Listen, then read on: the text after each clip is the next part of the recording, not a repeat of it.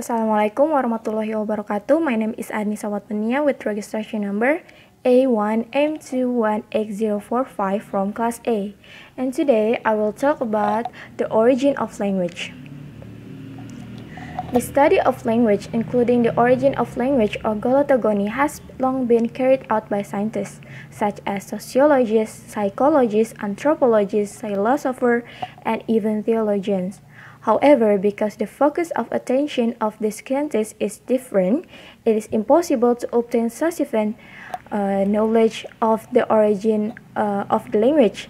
Language eventually became the subject of study of scientists from various disciplines. This also proves that language is very important in human life. It is no exaggeration if the famous hermeneutic philosopher Gamander said that language is the center of human understanding, because through language, through a pattern, systematic thinking, a wealth of ideas, intelligence, and a person's sociological and psychological condition will be identified. However, the origin of language or the history of language remains unclear, and the study of the origin of language is not as extensive as other fields of linguistics, because there is not enough scientific evidence to conclude when and where eventually a language was first used by humans, who started and how it started. Rather than deducing when a language was first used by humans, linguists agree that no one knows the origin of language. Some say that the existence of language began when humans began. Thus, the history of language runs throughout human history. There is little information from researchers in the history of language who conclude that language first appeared around 3000 before century. It is also considered a speculative conclusion and without solid evidence. But there are several theories about the origin of language, including traditional to modern, which are quoted by the book Linguistic and Introduction by Cheddar Al-Wasila in 1985. And now I will explain about the first theory. The first theory is traditional theory. In fact, the investigator has yet to reach a single agreement about the origin of the language. Even the French linguistic community in 1899 once banned discussion of the origin of language. According to them, discussing this matter is pointless, meaningless, because it is just speculation. Anthropological research has proven that most primitive cultures believed in God's involvement in the early history of language.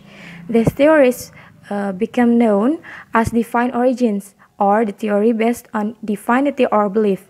In the middle 18th century, in this theory, it is said that God taught Prophet Adam the name contained in the Book of Even. In addition, it is said that humans were created simultaneously with the gift of speech as divine gifts.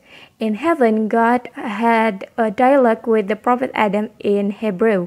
This theory contradicts what was put forward by Andreas Kemke in the 17th century. The ministry states that in heaven, God spoke in Swedish, prophet Adam spoke Danish, while dragon spoke French. Previously, the Dutchman Gropius Picanus had also put forward the theory that the language in heaven was Dutch. There are also stories from Egypt which tell about the origin of the language. In the 17th century, the king of Egypt, Psammetichus, wanted to investigate the first language.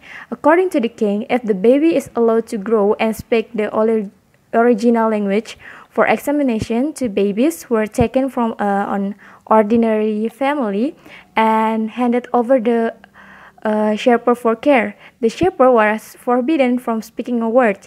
After the babies were 2 years old, they spontaneously greeted the shepherd with the word "Becus." This word finally decided by the king as the first language, because means breed in Phrygia. Here are some of the other traditional theories. The first one is Ding Dong theory or nativistic theory. It was introduced by Max Muller. This theory is in line with what Socrates put forward, that language is born naturally. The story states that humans have a special instinct to issue a verbal expression for every impression from the outside. The impression received through the sense is like being hit by a bell to give birth to the right speech. It is estimated that 400 major voices made up the first language. When primitive people used to see wolf, they shook the bell inside them so that they pronounced the word wolf. In the end, however, Muller rejected his own theory. The next theory is Yu-Hu theory. This theory concludes that the first language was born in a social activity. For example, when lifting a large stick of wood, certain words spontaneously come out driven by muscle movement. That greeting then became the name for the job, like have is for lift and rest is for stop and so on.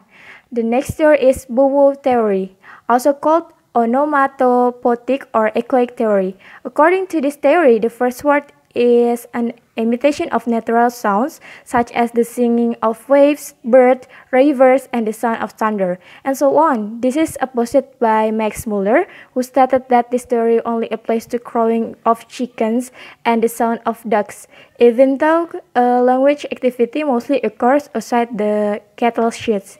And the last theory from traditional theory is gesture theory, that gesture precedes speech. For example, the sign language used by Indians in North America when communicating with tribes of a different language. So, according to this theory, language is born from signs that are meaningful. However, according to Darwin, in certain situations, the signal cannot be used as a means of communication because we cannot communicate through gesture in the dark place.